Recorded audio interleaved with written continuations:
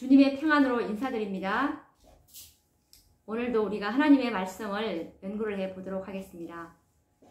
지난 시간에 이어서 계속 말씀을 연구를 해 보려고 하겠습니다. 이번 주 연구할 주제는 완전한 품성은 값 없는 선물이라는 그 주제를 가지고 말씀을 나누어 보려고 하겠습니다. 이 요한계시록 18장 천사의 기별은 우리에게 그리스도의 의를 받아들이도록 초청하는 지극히 소중한 하늘로부터 온 기별이었다는 것입니다. 이것이 교회에게 주어졌고 그 교회가 이것을 받아들이게 된다면 이 하나님의 마지막 사업인 지성소 사업인 살아계신 하나님의 인을 치는 예수님께서 그렇게도 기다리고 계시는 구속의 열매, 사단의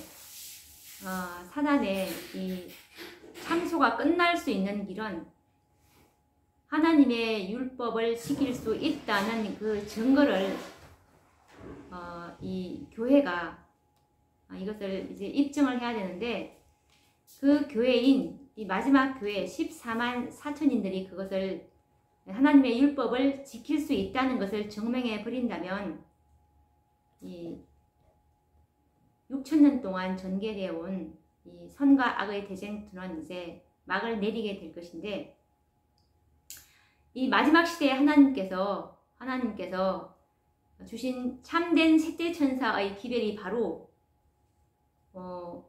이 완전한 품성은 하나님께서 우리에게 값없이 주신다는 것이, 이것이 정말 복된 소식이었던 것입니다.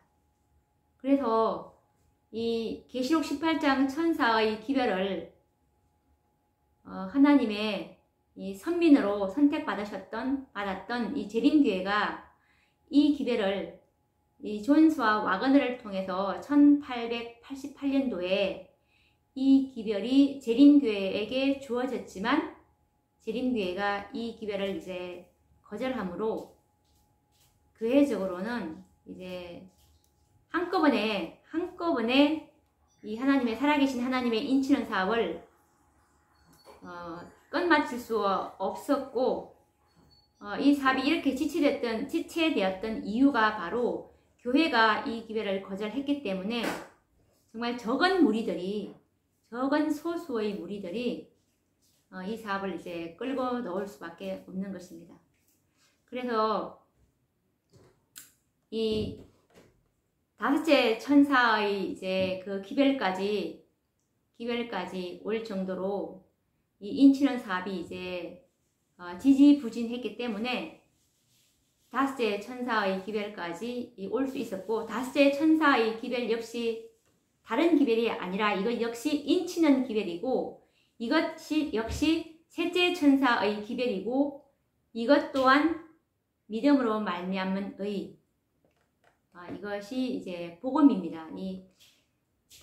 이 첫째부터 다섯째 천사의 기별이 다 복음이고, 이것이 믿음으로 말미암은 의인데, 이것들이 주어진 이유가 바로 살아계신 하나님의 인을 치는 14만 4천인을 수를 이제 채우기 위해서 이 기별이 주어졌다는 것입니다. 이 다섯째 천사의 기별이 우리에게 이제 셋째 천사의 기별이며, 이것이 가장 밝은 복음인 것입니다. 하나님께서 이 우리에게 주시는 가장 복된 소식이고, 이 믿음으로 말미암는 의, 이 의는 하나님의 의이고, 이 의는 이 완전한 품성이고, 이 완전한 품성은 값 없는 선물이라는 것이 최고의 소식이죠.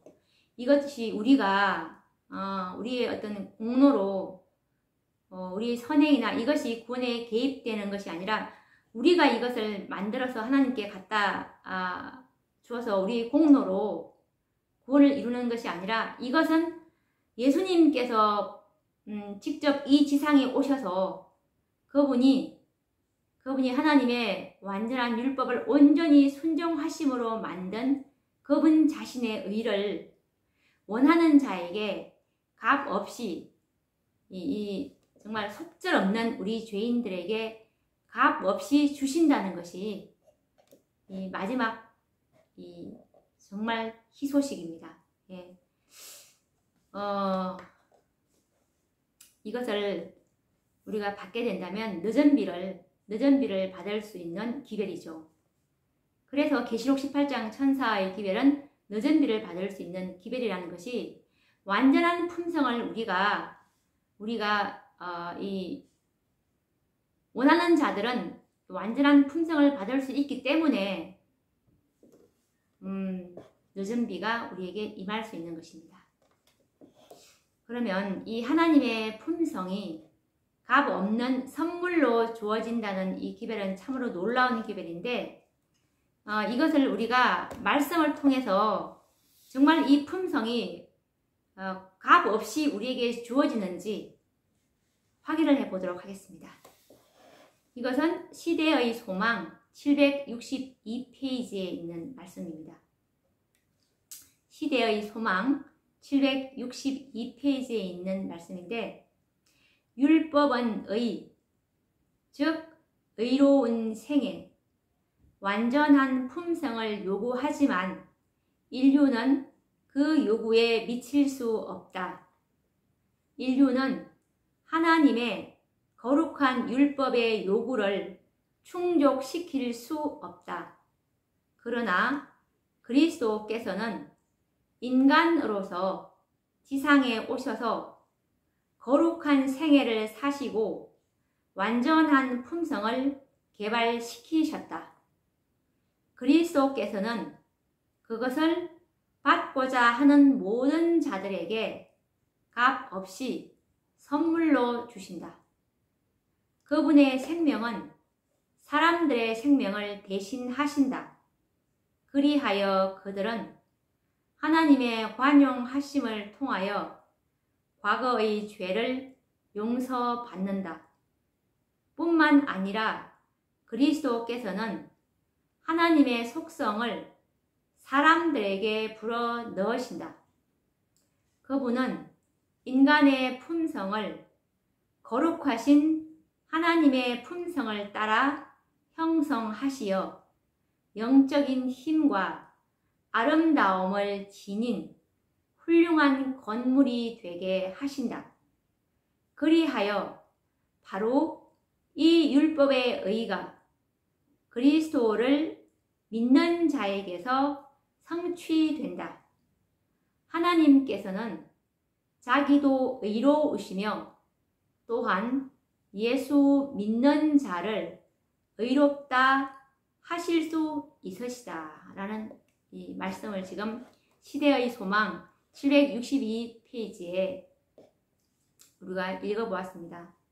이 하나님의 품성은 값 없는 선물이라는 이 말씀인데 한번 더 차근차근 나눠보도록 하겠습니다. 율법은 우리에게 의를 요구하는데 의로운 품성과 그리고 의로운 생애, 완전한 품성은 율법이 요구를 합니다. 그런데 이 타락한 인간은 그 요구에 미칠 수가 없습니다. 아담 이후에 태어난 이 자손들은 아무도 이 율법의 요구를 응할 사람이 아무도 없었습니다. 정말 속절없는 상태죠. 그래서 인류는 하나님의 거룩한 이 율법의 요구를 충족시킬 수 있는 사람이 아무도 없었습니다. 그런데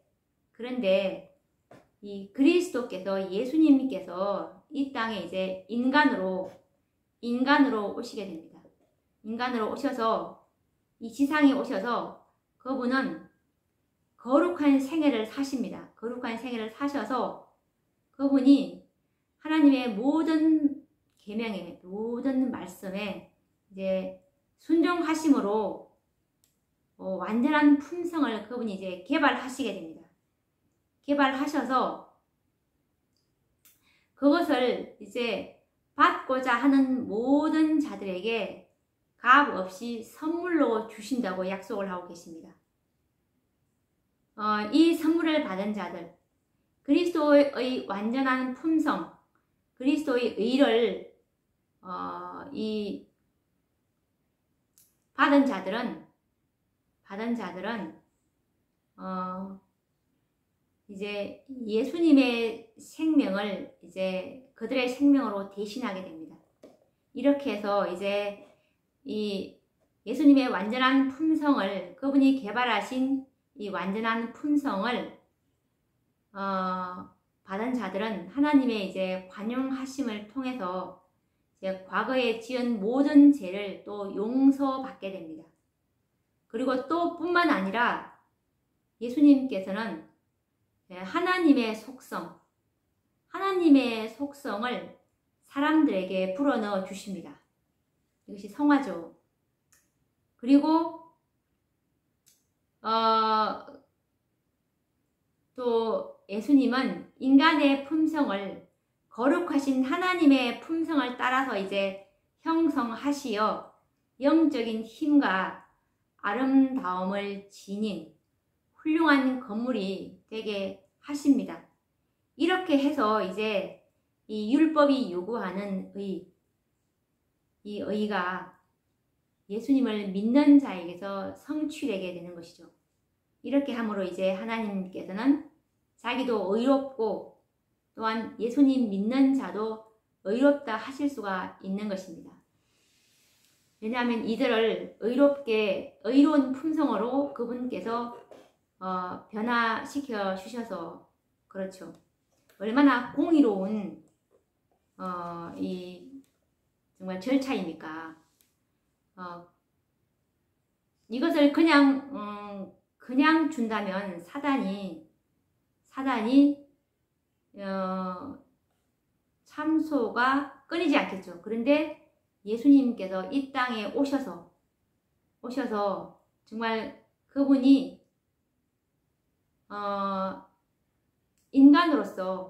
인간인 채 하는 것이 아니라 인간으로서 그분에게 이제 죄를 정했다고 한 것처럼 예수님은 타락한 인성을 취하시고 오셨습니다. 타락한 인성을 이제 취하셨지만 그분은 생각으로라도 이 죄에 굴복하지 않았는데요. 그래서 그분은 그분의 매 순간순간 생애마다 얼마나 극기의 삶과 그분이 희생의 삶을 삶으로써 개발하신 그분의 완전하고 흠없는 품성을 이것을 원하는 자들은 받을 수 있다는 것입니다. 이것이 얼마나 정말 공의롭고 감사한 것입니까? 그래서 이렇게 예수님께서 극기하시고 만드신 이 품성을 사단은 뭐라고 할 수가 없는 것이죠. 이렇게 우주에서는 하나님과 예수님 사이의 그 평화의 의논이 이렇게 해서 이제 우리 인류에게는 정말 예수님께서 이 땅에 정말 그 왕의 자리를 버리시고 정말 이 땅에 오셔서 하나님의 율법을 인간으로서 지킬 수 있다는 그 증거를 완전히 입증하셨고 입증하심으로 만들어진 그 품성을 예수 믿는 자에게 값없이 주신다는 그 복음이 정말 이것은 우리 인간이 이제까지 들어볼 수 없는 가장 이 복된 소식입니다. 우리 보고 이거 만들어서 오라고 했다면 이거는 물론 불가능하지만 또 얼마나 힘들겠습니까? 이거는 힘든 정도가 아니라 만들 수도 없는 것이죠. 우리 타락한 인간의 이 본성으로는 결코 율법의 의를 만족시켜 줄 수가 없기 때문에 정말 예수님께서 이런 희생을 치르신 것입니다. 그래서 먼저 우리는 인간 스스로 의로운 생애, 완전한 품성으로 변화되기란 이 불가능하다는 사실을 우리는 인정해야 하는데요. 우리는 결코 이 율법의 요구를 이룰 수가 없습니다. 그렇지만 우리는 완전한 품성의 소유자가 되어야 합니다. 이 마지막 시대에 하나님께서 우리에게 요구하시는 지성소의 요구는 너희는 완전하라는 것이 하나님의 요구이기 때문에 우리는 완전한 품성의 소유자가 되어야 하는데 그 품성을 우리가 어떻게 소유하냐 이거죠. 우리 힘으로는 도저히 불가능하죠. 그래서 우리는 영생을 믿음으로 말미암아서 이 칭의의 방법으로 얻듯이 이 완전한 품성도 동일한 이 칭의의 방법, 은혜로 믿음으로 선물로 얻어야 하는 것입니다. 그래서 이 시대의 소망 762페이지에 있는 말씀처럼 그리스도께서는 인간으로서 지상에 오셔서 거룩한 생애를 사시고 완전한 품성을 개발시키셨다. 그리스도께서는 그것을 받고자 하는 모든 자들에게 값 없이 선물로 주신다라고 하신 것입니다. 정말 이 복음은 들어도 너무나 놀라운 복음입니다. 이 복음을 듣는 자들은 정말 어린 아이와 같이 이 지지를 받아들이면서 정말 할렐루야 아멘이라고 감사히 받아들여야 하는 것입니다. 이 완전한 품성과 그리고 흠과 점이 없는 품성은 바로 그리스도께서 개발하신 품성입니다. 어떤 인간도 흠과 점이 없이 이 완전한 품성으로 생애한 사람은 아무도 없었습니다. 이 품성은 오직 예수님만이 갖고 계신 품성이고 그분이 친히 개발하신 품성입니다. 그런데 이 품성을 값 없이 선물로 주시겠다는 것입니다. 늦은 비는 이 품성을 소유한 자들에게만 부어진다는 사실을 우리는 기억해야 합니다. 이 품성은 인간 스스로는 도달할 수 없는 품성이고 왜냐하면 이것은 하나님의 품성이기 때문에 반드시 선물로 받아야 합니다. 다시 한번 이 선물로 주어진다는 이 말씀을 다시 한번 더 확인해 보도록 하겠습니다. 이 시대의 소망 762페이지에 있는 말씀인데 그리스도께서는 인간으로서 지상에 오셔서 거룩한 생애를 사시고 완전한 품성을 개발시키셨다. 그리스도께서는 그것을 받고자 하는 모든 자들에게 값 없이 선물로 주신다. 정말 이 약속이야말로 얼마나 놀라운 기별입니까? 주님께서 인간으로 오셔서 개발하신 이 완전한 품성을 우리에게 선물로 주시겠다고 제안을 하신 것입니다. 이 기별은 큰 외침으로 전해져야 할 현대 진리입니다. 이 기별이야말로 참으로 권세 있는 기별이 아니고 무엇이겠습니까? 정말 이 기별은 권세 있는 기별입니다. 우리는 이 복음을 이 완전한 품성을 선물로 주신다는 이 복음을 먼저 믿음으로 받아들여야 합니다. 그때에 이제 주님께서는 하나님의 속성을 사람들에게 불어 넣어 주시게 됩니다. 하나님의 속성을 우리의 심령 속에 이제 불어 넣으신다면 우리는 하나님의 형상으로 재창조되는 것입니다. 태초에 주님께서 흙으로 이제 사람을 빚으신 후에 생기를 불어 넣어 주심으로 하나님의 형상을 닮은 아담을 창조하셨습니다. 지금도 우리는 말씀을 믿음으로 받아들이는 자들에게 이 하나님의 속성, 즉 하나님의 형상을 불어 넣으시겠다고 말씀하신 것입니다. 이 기별이야말로 이 시대, 이 지성소 시대에 가장 필요되는 현대 진리인 것입니다. 이 복음에 의해서 이 시대의 모든 영혼들이 여전비를 받을 수 있게 되기를 정말 간절히 소망합니다. 이 여전비를 받을 수 있는 이 흠과 점이 없는 완전한 품성은 내가 만든 의복이 아닙니다. 이것은 하나님께서 준비하신 예복이라는 사실을 우리는 깨달을 필요가 있습니다.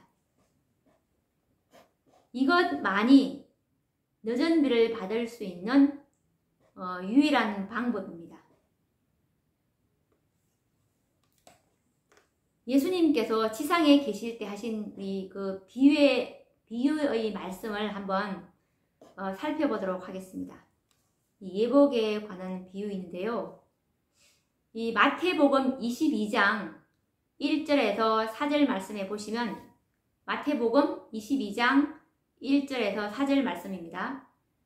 예수께서 다시 비유로 대답하여 가라사대 천국은 마치 자기 아들을 위하여 혼인잔치를 베푼 어떤 임금과 같으니 그 종들을 보내어 이러기를 내가 오찬을 준비하되 나의 소와 살진 짐승을 잡고 모든 것을 갖추었으니 혼인잔치에 오소서 하라 하였더니 라고 말씀에 나와 있습니다.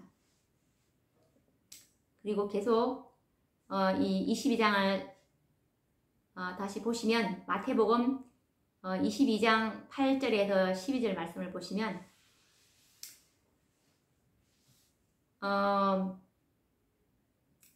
우리 이 마태복음 22장 1절에서 4절 말씀에서 보셨듯이 이제 그 임금이 이제 오찬을 준비해서 모든 것을 다 갖추고 이제 혼인잔치에 오라고 초청을 하지 않습니까? 그랬더니 이제 마태복음 22장 8절에서 12절에 이제 보시면 이에 종들에게 이르되 혼인잔치는 예비되었으나 청한 사람들은 합당치 아니하니 사거리 길에 가서 사람을 만나는 대로 혼인잔치에 청하여 오너라 한데 종들이 길에 나가 악한 자나 선한 자나 만나는 대로 모두 데려오니 혼인자리에 손이 가득한지라 임금이 손을 보러 들어올세 거기서 예복을 입지 않는 한 사람을 보고 가로되 친구여 어찌하여 예복을 입지 않고 여기 들어왔느냐 하니 저가 유구무원이언을 라고 말씀을 하십니다. 이렇게 해서 이제 이 종들한테 혼인잔치가 예비되었지만 이 청한 사람들은 합당하지 아니하니까 청한 사람들이 다 이제 사양을 하지 않았습니까? 그래서 이제 이 주인이 잔치를 베푼 주인이 이제 사거리 길에 가서 사람을 이제 만나는 대로 혼인잔치에 이제 청해서 데리고 오라고 해서 이 종들이 이제 길에 나가 보니까 이제 악한 자, 선한 자 만나는 대로 이제 모두 데려오게 됩니다. 그래서 혼인잔치에는 이제 손님이 가득 차게 되었습니다.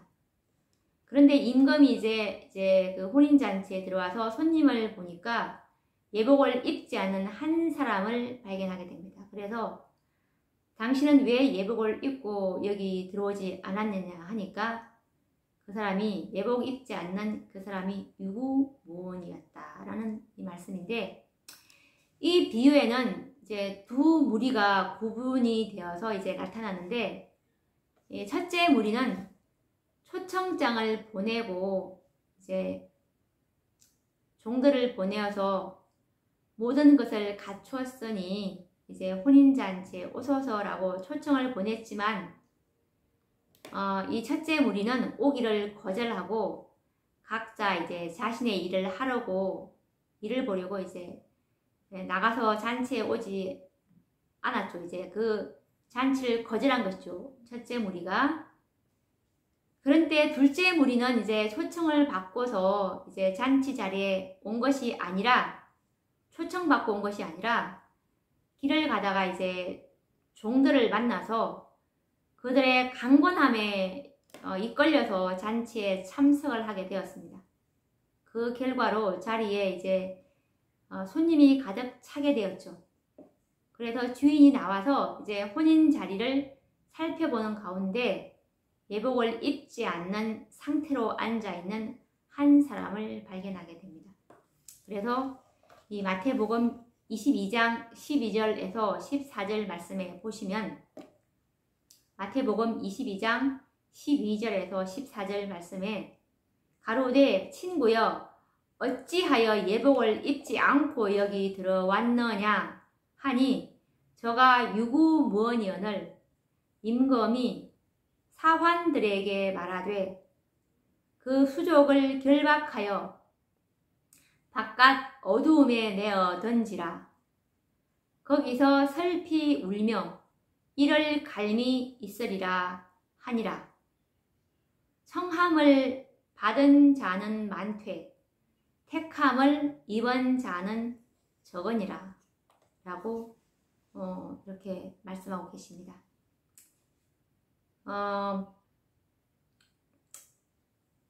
그래서 이제 아까 이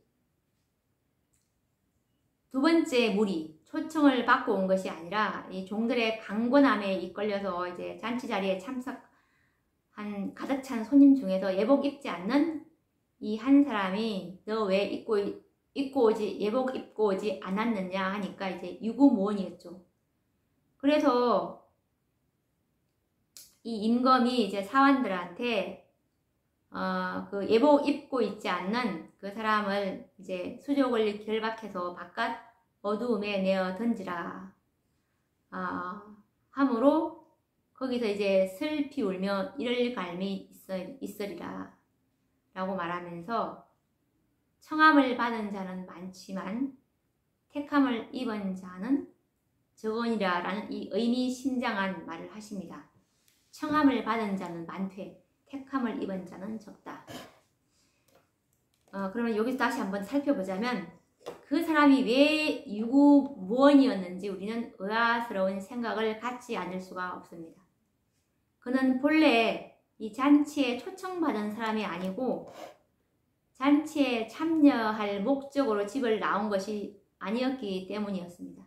그래서 이 길을 가다가 이 종들의 간청함에 못 이겨서 이제 잔치에 참여하게 됐는데, 그래서 그는 예복을 이제 준비할 시간이 없었다고 주인에게 당당하게 대답할 수가 있었을 것입니다. 그런데 그는 유구무원이었던 것이죠. 왜냐하면 입은 있지만 말을 못했는데 왜 유구무원이었냐 하면 예복은 주인이 예비해 두었기 때문에 참으로 할 말을 할 수가 없었습니다.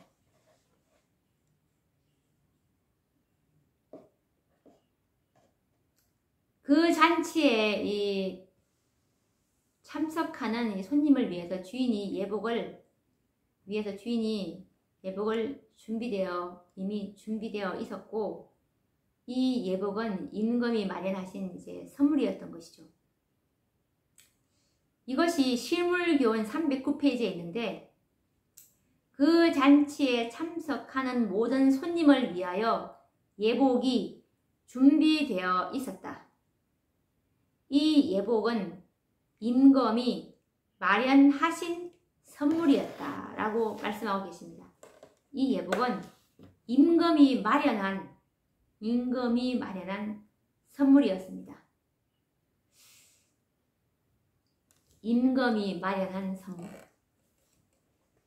이 예복에 대한 그 비유는 우리에게 참으로 중요한 공과를 가르쳐 주는데, 예복은 혼인잔치에 참석할 자들이 마땅히 갖춰야 할 합당한 이 품성을 표상하는데, 이것에 관련된 말씀이 실물교훈 307페이지에 있는 말씀에 있습니다. 실물교훈 307페이지의 말씀을 보시면 예복에 대한 비유는 가장 중요한 공과를 우리에게 가르쳐 준다. 혼인으로서 인성과 신성의 연합이 표상되었으며, 예복은 혼인잔치에 참석할 자들이 마땅히 갖추어야 할 합당한 품성을 표상한다 라고 말씀하고 계시죠. 예수님의 비유에서 말씀하신 예복은 품성입니다. 이 예복은 주인이 준비를 하였습니다. 혼인잔치에 참여할 자들의 이 품성은 손님들이 준비한 것이 아니라 주인이 예비하였다는 말씀입니다. 이것은 완전한 품성은 인간들이 스스로 만들 수 있는 예복이 아니라는 사실입니다. 이 품성은 그리스도께서 이제 인성으로서 개발하신 품성으로서 원하는 자들에게 값 없이 주어지는 하나님의 선물이라는 진리를 확정해주고 있는 것입니다. 이 얼마나 놀라운 복음입니까? 이 복음은 하늘에서 내려온 요한계시록 18장 천사들이 외쳐야 할 기별이고 복음입니다. 이 복음을 받는 자들만이 늦은 비를 받게 될 것입니다.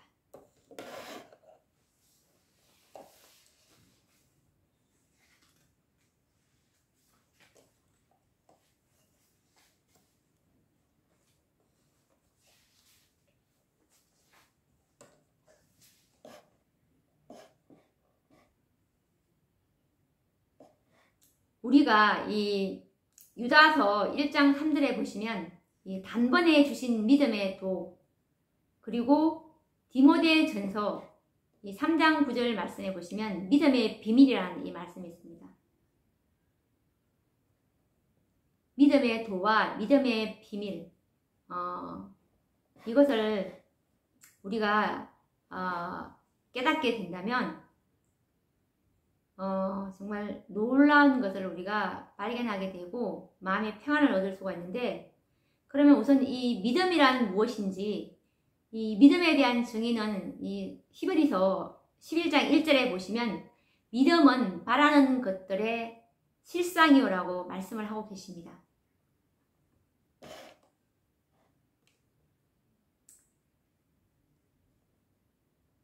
우리가 이 믿음의 비밀을 이제 공개하신 이 로마서 4장 3절에서 5절 말씀을 한번 확인을 해 보면서 믿음의 비밀을 알아보도록 하겠습니다. 로마서 4장 3절에서 5절 말씀을 보시면 성경이 무엇을 말하느뇨? 아브라함이 하나님을 믿음에 이것이 저에게 의로 여기신 바 되었느니라. 일하는 자에게는 그 삭슬 은혜로 여기지 아니하고 빚으로 여기거니와 이를 아니할지라도 경건치 아니한 자를 의롭다 하시는 이를 믿는 자에게는 그의 믿음을 의로 여기시나니 라고 말씀하고 있죠. 그러니까 이게 좀 더 우리가 천천히 해보자면, 아브라함이 하나님을 믿으니까 이 믿음을 이제 의로 여기셨고, 그리고 일하는 자에게 그 삭을 은혜로 여기지 아니하고 빚으로 여기지만 일을 아니할지라도 경건치 아니한 자를 의롭다 하시는 이를 믿는 자에게는 그의 믿음을 의로 여기시나니. 이 의롭지 않고 경건하지 않고 일을 하지 않았지만 의롭다고 하시면서 이 구원의 삭을 주시는 것은 그 믿음 자체를 이제 의롭다고 보시기 때문인데, 아브라함도 이 우편 강도도 이 믿음으로 구원을 받았습니다. 그래서 이 성경에 기록된 약속의 말씀을 믿고 바라는 자들에게는 그 믿음을, 그 말씀을 믿는 그 믿음을 실상으로 여기시겠다는 말씀입니다. 우편 강도가 어떤 그 선한 행위를 했습니까? 단지 우편 강도는 이 십자가에 달리신 그리스도를 바라보면서 자신의 죄를 용서해 주실 것과 그리고 구원을 바라는 믿음을 가지고 죽었습니다. 그래서 그리스도께서는 그의 믿음을 실상이 되게 하시겠다고 약속하신 것입니다. 이 우편 강도의 믿음을 실상이 되게 하신 것처럼 우리의 믿음도 이 예수님께서 실상이 되게 하실 것입니다. 우리가 이 믿음을 실상으로, 예수님이 실상으로 만들어 주기 위해서는 우리가 어떤 믿음을 가져야 하냐면 정말 예수님과 같은 그 품성의 소유자가 되기를 정말 간절히 원해야 합니다. 그렇게 믿는다면 우리는 그 믿음을 주님께서 실상으로 여기시고 또한 실상이 되게 하실 것입니다. 그리스도께서는 우리의 믿음 그 자체를 실상으로 보실 뿐만 아니라 그리고 그분은 반드시 실상이 되게 또 만드실 것입니다. 이것은 완전한 품성을 선물로 받는 자들에게 그분께서는 하나님의 속성을 불어 넣으실 것이라고 약속하신 말씀을 우리는 기억해야 할 것입니다. 믿음을 실상이 되게 하는 것은 우리의 그 소관이 아니고 예수님께서 이루실 사업이기 때문에 우리는 이 말씀을 굳게 붙들어야 하는 것입니다. 다시 한번 이 완전한 품성은 이 선물로 주어지고 이것을 정말 간절히 원하는 자들에게 반드시 이 의로운 품성을, 완전한 품성을 실상이 되게 만들어 주시겠다는 약속의 말씀을 다시 한번 읽어보도록 하겠습니다. 율법은 의, 즉 의로운 생애, 완전한 품성을 요구하지만 인류는 그 요구에 미칠 수 없다. 인류는 하나님의 거룩한 율법의 요구를 충족시킬 수 없다. 그러나 그리스도께서는 인간으로서 지상에 오셔서 거룩한 생애를 사시고 완전한 품성을 개발시키셨다. 그리스도께서는 그것을 받고자 하는 모든 자들에게 값 없이 선물로 주신다. 그분의 생명은 사람들의 생명을 대신하신다. 그리하여 그들은 하나님의 관용하심을 통하여 과거의 죄를 용서받는다. 뿐만 아니라 그리스도께서는 하나님의 속성을 사람들에게 불어 넣으신다. 그분은 인간의 품성을 거룩하신 하나님의 품성을 따라서 형성하시어 영적인 힘과 아름다움을 지닌 훌륭한 건물이 되게 하신다. 그리하여 바로 이 율법의 의가 그리스도를 믿는 자에게서 성취된다. 하나님께서는 자기도 의로우시며 또한 예수 믿는 자를 의롭다 하실 수 있으시다.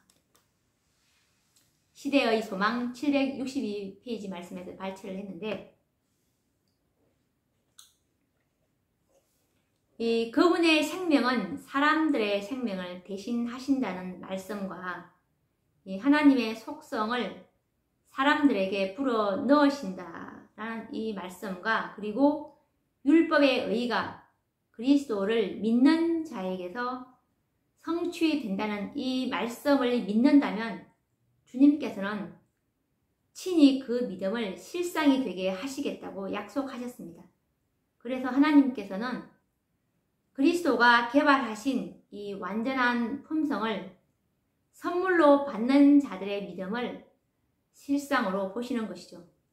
왜냐하면 예수님께서는 이제 약속을 믿는 자들을 반드시 실상으로 만드실 것이기 때문입니다. 하나님께서는 우리의 믿음을 이제 실상으로 보신다는 것은 성경이 말하는 확실한 진리이고, 이것이 믿음의 도구, 믿음의 비밀입니다. 우리가 온전하지 못하지만 우리가 그리스도의 완전한 품성을 믿음으로 받아들일 때 그리스도께서는 우리의 믿음을 실상으로 이제 만드실 것입니다. 그렇게 해서 예레미야 23장 6절 말씀처럼 그의 날에 유다는 구원을 얻겠고 이스라엘은 평안히 거할 것이며 그의 이름은 여호와 우리의 의라 일컬음을 받으리라 라는 말씀이 이제 응하게 되는 것이죠. 오늘날 우리는 여호와의 의를 믿음으로 우리의 의로 받을 수 있는 그런 날에 살고 있음을 기억해야 할 것입니다.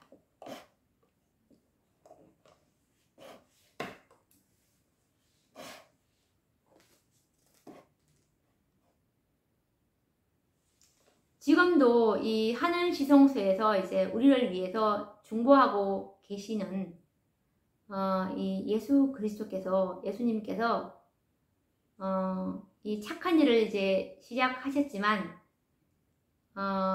예수님께서 이제 우리를 완전하게 이제 친히 이루어 주실 것이라는 그 말씀의 약속들이 참 많은데 읽어보도록 하겠습니다. 정말 빌립보서 1장 6절에 보시면 너희 속에 착한 일을 시작하신 이가 그리스도 예수의 날까지 이루실 줄을 우리가 확신하노라. 그리고 이 데살로니가 전서 5장 23절과 24절에서도 예수님께서 우리를 완전하게 우리의 품성을 변화시켜 주실 것이라는 약속의 말씀을 한번 읽어보도록 하겠습니다. 데살로니가 전서 5장 23절에서 24절 말씀입니다. 평강의 하나님이 친히 너희로 온전히 거룩하게 하시고 또 너희 온 영과 혼과 몸이 우리 주 예수 그리스도 강림하실 때 흠없게 보존되기를 원하노라. 너희를 부르시는 이는 믿으시니 그가 또한 이루시리라. 우리를 친히 온전히 거룩하게 하시겠다고 말씀하시지 않았습니까? 그리고 베드로 전서 5장 10절에서도 이 약속을 똑같이 하고 계시는데요. 베드로 전서 5장 10절 말씀입니다.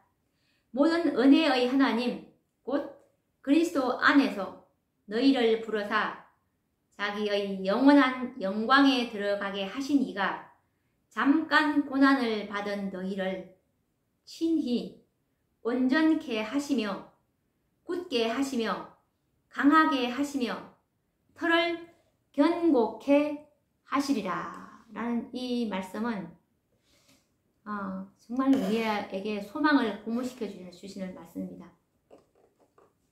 우리가 이 예수 그리스도의 완전한 품성, 그리스도의 의를 받는 것은 우리의 공로로 인함이 아니고 하나님께서 주시는 정말 값없는 이 선물이라는 생각은 이것은 정말 귀한 생각입니다. 그런데 이 사탄은 이 진리가 우리가 이 진리를 충분히 받아들이면 자기의 힘이 이제 무력화해질 것을 알기 때문에 이 진리가 명백히 소개되는 것을 원치 않습니다. 그래서 이 진리에 많은 어두운 그림자를 이제 들여오게 되는데 우리가 이 진리를